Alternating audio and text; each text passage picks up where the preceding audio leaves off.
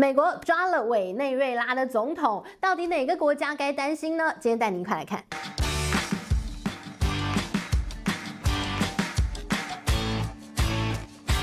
嗨，大家好，我是治愈。今天想跟大家聊聊，美国冲进了委内瑞拉，抓走了人家总统这件事情，你怎么看？这件事情世界上怎么看？这件事情当中，委内瑞拉是最大的受害者，总统被抓走了，还是哪个国家现在比较胆战心惊呢？好，我们首先来看到这件事情啊，应该是在2026年啊，一开年啊，大家觉得哇哦，天哪，怎么会有这种事？很多国家都为之震惊。美国大家知道世界警察自居嘛，对吧？那很多事情大家觉得他很霸道，没错。但是呢，他冲进了人家国家里头，直接呢把人家的总统从总统官邸的主卧房床上拎起来带走，带回美国去，直接接受司法审判。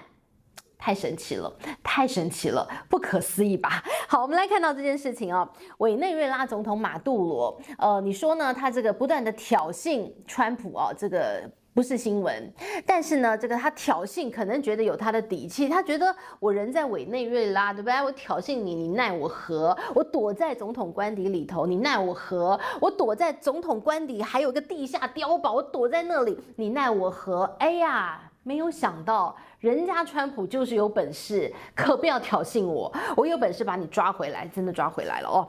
好，那这件事情呢，这样看哦。好，首先我们先来看，他就被抓走了嘛。那这个怎么个抓法，我们就不赘述。但是呢，这件事情我们要来看看合法性问题嘛，对吧？好，美国说他这个犯了4项大罪，对不对？好，首先你胆敢用毒品毒害美国人，这太可恶了。他说这叫毒品的恐怖主义哦。而且呢，这件事情其实呢，在美国的法院当中，美国的纽约地区的法院其实呢已经起诉了马杜罗，然后呢还通缉他，还有一个悬赏金。这件事情有点奇妙。你说美国的法院他可以去起诉一个别的国家的总统，然后还悬赏他，那你就觉得说，美国的法院是可以这样吗？管得那么宽吗？哦，他可以，他是美国。好，那好了，那他就说悬赏他，起诉他，那平常反正抓不到嘛，你又没怎么样。你看很多人都被美国起诉嘛，对吧？你看像普丁不是也被国际法院起诉嘛？那你又怎么样嘛？我们照样活得很好。好，那本来呢，这个马杜罗也觉得没关系，你就起诉我，无所谓，对不对？反正你碰不到我，哎呀，现在就被逮了。好，那这个对于美国来讲啊，他们的法律是这样规定的。他说呢，不管你是谁，不管你在哪里，只要你危及到了我美国的利益，我就可以起诉你。你看这法律，你看管得多宽，对不对？这已经不仅仅是住在海边了，这住在就是整个地球都归你管。哪天哪个外星人危及美国利益，虽远必诛，我就派太空人去找你。好，这个开玩笑。好，那我们来看到他首先说他毒品，说你这个毒品啊，你放纵这个委内瑞拉这些毒贩。然后呢，这个运毒，然后到这美国来毒害我美国人，真可恶可恶。好，这是第一大宗罪。第二宗罪呢，他说，哎呀，有一个这个在这个委内瑞拉的毒枭组织叫太阳集团。好，太阳集团呢，你这个恐怖组织，然后也是卖毒的。然后他说这个马杜罗，你就是他背后的那个靠山。所以你也很可恶，所以呢，你这个你赞助恐怖组织，哎呀，第2宗罪。然后第3宗罪呢，他说马杜罗你拥有这些武器你很可能对美国不利，很可恶，所以呢，你这个第3宗罪。第4宗罪呢，他说你赞助了非法活动，比如说呢，有一些这个人蛇组织啊，然后呢，有这个绑架案啊，各种啊，你用这个国家啊这个石油的收入去赞助了这些非法组织，第4宗罪。所以呢，就1、2、3、4宗罪起诉他。现在呢，把人都抓到了这个美国来，然后开始呢要这个审判他了哦，审判他。这件事情其实讲到这里，我都觉得太奇妙了。你这个去抓了人家国家的总统，然后抓回到你自己境内，然后呢开始这个审判他，然后呢这个你看世界各国现在也都某种程度上闭嘴，对不对？你知道美国很大嘛，对不对？大家好怕，所以呢，你有没有看那个有部电影啊，《投名状》有没有？这个金城武讲的有没有？大哥是对的，对不对？大哥怎么样都对的哈，抓人也对的，但这件事情有很多的后坐力啦，我们再慢慢来讲哦。好，但是呢，你说这件事情很荒谬，大家都吓到下巴掉在地上，对不对？眼镜碎满地，怎么冲到人家家里头去抓人？来看，这不是美国第一次啊！美国抓人家国家总统，这个抓还算好，直接把你咔嚓的也是很多例子。我们先来看1989年，那个时候呢，也曾经老布希在的时候，也一样是冲到人家国家里头去把人家总统抓走，谁？巴拿马当时的总统叫做诺瑞加，好，一样的理由说你这个运毒。你贩毒，你毒害美国人民，所以那时候老布希也是一样，派2万这个美军冲到了巴拿马，直接呢把人给抓了，抓了之后一样是送到美国来这个受审，然后呢这个诺瑞加呢一样是被说贩毒啦，然后判了40年，还好。他好乖哦，他在美国监狱里头表现非常的良好，所以他这个关了17年之后呢就出狱了哦。好，他出狱了哈，这是一个哦，一样呢是到人家国家里头去抓走人家的总统。另外一个呢是在2022年洪都拉斯，但那个时候总统卸任了，总统叫做叶南德兹，也是一样，就指控他。又是说人家这个协助毒贩贩毒，然后呢也一样抓到美国，然后受审，然后呢这个受审那当然也是判了一个好久的一个这个判45年，但是呢他也是关没多久。川普呢就说因为是拜登的时期抓他的，所以呢川普就是你知道反正什么都要跟拜登唱反调，所以呢就说他这个很可怜，所以我特赦他。所以呢这位这个一样被抓起来的这个其他国家的总统就放出来了。这么多例子哦，都是抓人家国家的领袖，然后呢，都这个抓到美国去这个审判人家，然后呢，这些都是哦，这个你知道很有潜力的嘛，所以你说这次马杜罗，是夸张了点啦，直接从总统官邸把人带走哦，这个，所以你看到现在各国哦，大家对于这件事情哦，这个看法很奇妙，大家的一个态度也很妙，比如说呢。如果觉得自己也可能是那下一个的，比如说像智利的总统就说，大家要好好正视这个问题啊。今天委内瑞拉，明天任何国家，可能任何国家你只要惹恼了大哥，对不对？哈，这个大哥是对的，要抓你就抓你，要炸你就炸你，要冲到你总统官邸就冲到你总统官邸，你就是只能闭嘴，没有人会挺你的。现在呢，站出来挺这个马杜罗的真的很少哦。这个几个国家，反正本来就跟美国有仇的，那当然就是挺嘛，对不对？俄罗斯嘛，中国嘛，对吧？好，那下一个会是谁？今日委内瑞拉，明天任何国家，明天的任何国家可能会是谁？川普也很妙，川普也直接点名，他说你们有几个国家都小心点。他说哥伦比亚。哥伦比亚呢，这个最近总统也是，你知道跟这个川普哦，你一句我一句，呛来呛去。他说你给我小心一点哈。好，另外呢，我们来看古巴。古巴有没有可能？古巴跟委内瑞拉关系挺好的，经济上也很多的合作。所以呢，现在啊，这个美国国务卿这个卢比欧就讲了，他说如果我是古巴的官员，我可能会有点担心。哎呦。言下之意，古巴也很可能是下一个。应该这样说，现在在整个美洲地区，或者是跟这个美国有一点这个冲突的。你知道有点惹到大哥的国家，现在都很紧张，他会不会是下一个？可能每个总统晚上睡觉的时候啊，这个都会有点紧张啊，对不对？每个可能没有办法在床上睡觉，可能躲到一个角落里去哦，把自己关起来，是不是比较安全一点哦？所以你看到了，美国这样的一个动作，每个国家现在都感觉好像觉得很担心是下一个的哦。这就是美国他想要的效果，你们都怕我，那就对了。好，那当然呢，这件事情大家就觉得很妙是。委内瑞拉耶，你怎么会这么轻易的就让人把你从总统官邸里头把总统给带走？那于是呢，很多人就质疑说，哎呀，委内瑞拉他买的一个防空系统啊是俄罗斯的，然后呢买的这些武器啊、装备啊、军队怎么样武装是中国的，然后呢就开始点名说，你看委内瑞拉花了很多钱跟中国买武器，跟俄罗斯买防空系统，但这一回什么用都没有。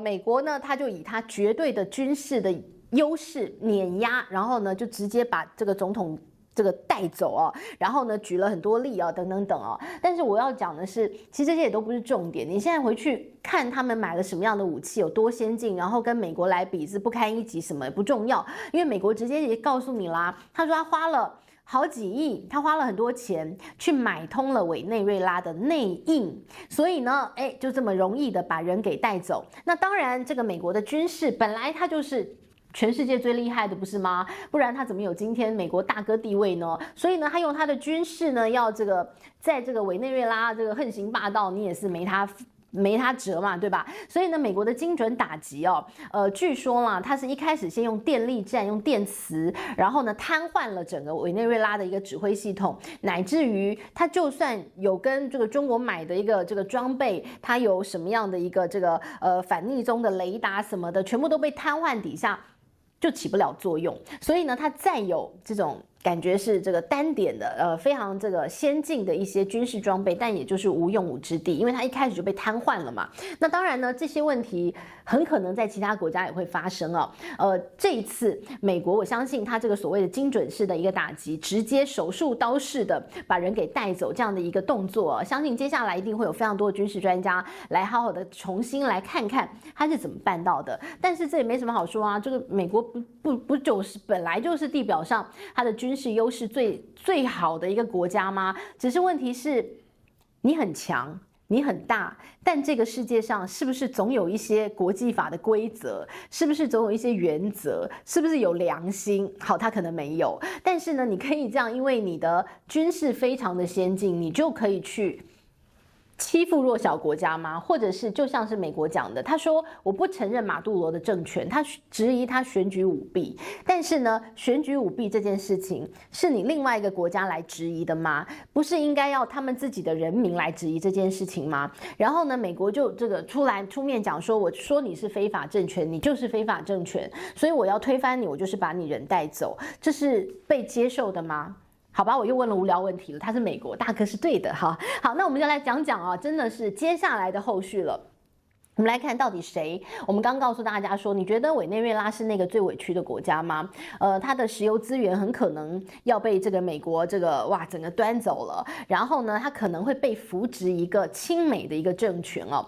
那我们就来谈谈到底谁在这一盘局当中，这个国际情势当中受害最深，然后接下来可能会有什么样的一个地缘政治的一个变化。好，我们来看到这个受害最深的当然一定是中国，它会受到很大冲击。为什么？因为呢，中国跟委内瑞拉的关系非常好，然后再来一个是，其实中国跟委内瑞拉买非常多的油，买很多原油。好，那你说买应该不能这么讲，但是我们要准确的说，那个是委内瑞拉要还给中国的油，因为呢，其实中国它借了很多钱给委内瑞拉，然后呢，委内瑞拉是用每年用油还给中国的方式来抵债的，所以呢，到目前为止大概还有200亿美元左右的这个欠款，是委内瑞拉要用油还给中国的。你要说买也行啦，反正就是交易嘛，哈。好，那现在呢，这个美国来喽，美国把这个油田都占了哟。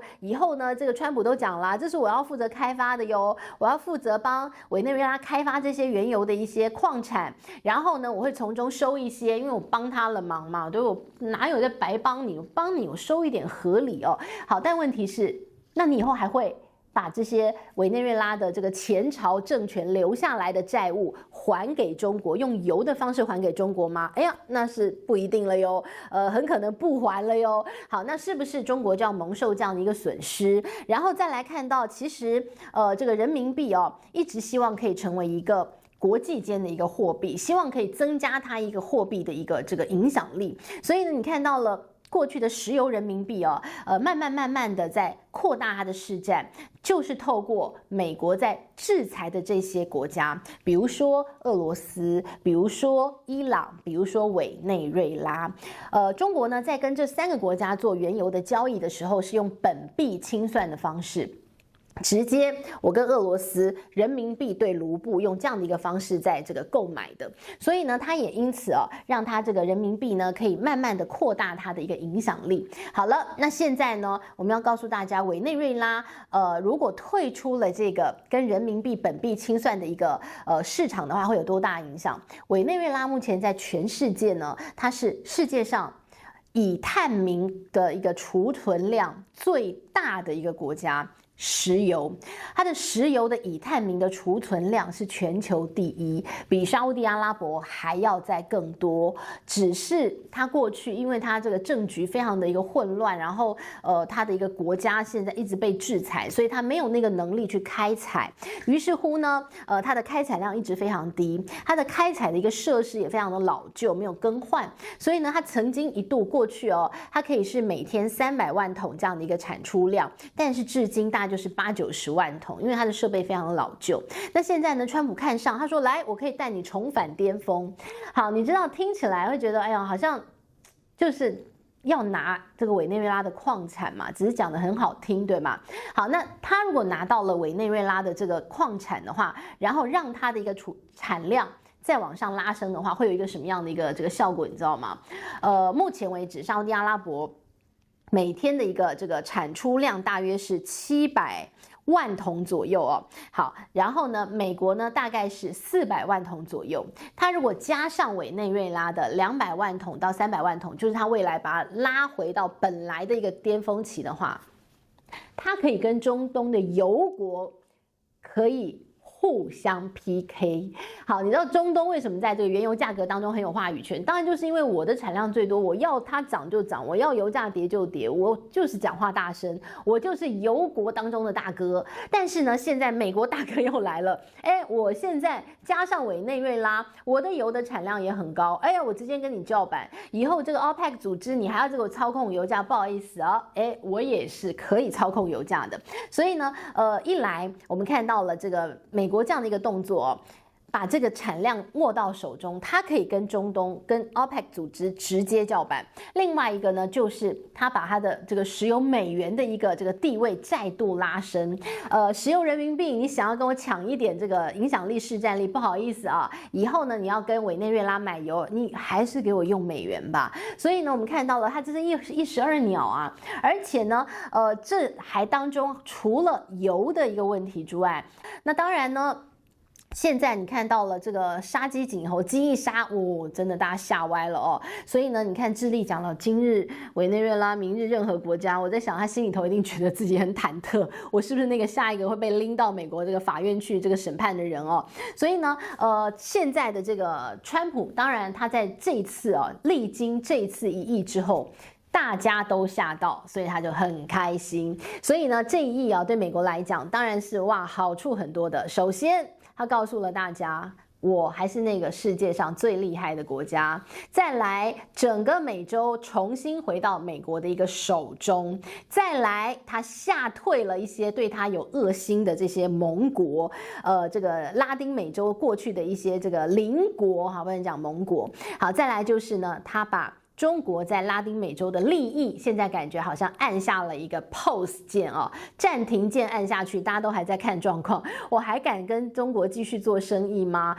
这个万一下一个我被抓走，该如何是好呢？那中国在这里原先这个利益该怎么办呢？接下来可能是且战且走看看各国的状况，看看美国的下一步动作，再来决定这个未来的一个拉丁美洲的一个走向。但目前看起来很清楚的就是呢，美国应该是重新拿回了对整个美洲的一个控制权。像他现在不是说这个，他也讲这个最好是加拿大变成他51州然后呢讲到这格陵兰岛最好是要回来这个买下来然后也讲到说，哎呀这个接下来这个墨西哥湾不是改成美国湾吗？所以这些这个枝枝节节加起来，你就看得到这个川普一个梦想就是整个美洲全部都他家的，这样最棒。